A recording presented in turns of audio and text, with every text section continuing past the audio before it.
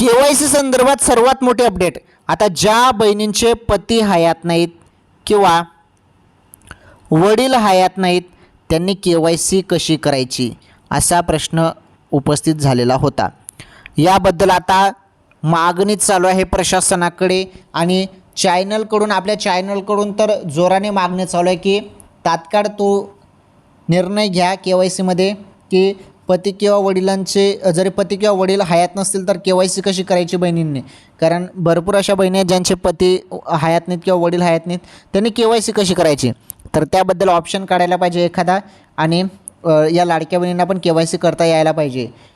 त्यानंतर 1500 रुपये तुमच्या खात्यामध्ये जमा झालेले आहेत ऑक्टोबरचे. आता ऑक्टोबरचे तर आले, आता नोव्हेंबरचे 1500 रुपये तुमच्या खात्यामध्ये येतील नोव्हेंबरच्या एंडिंगपर्यंत बहिणींना. ओके, अजून काही त्या संदर्भात अपडेट आलेलं नाही. आलं लक्षात? व्हिडिओला लाईक करा. चला.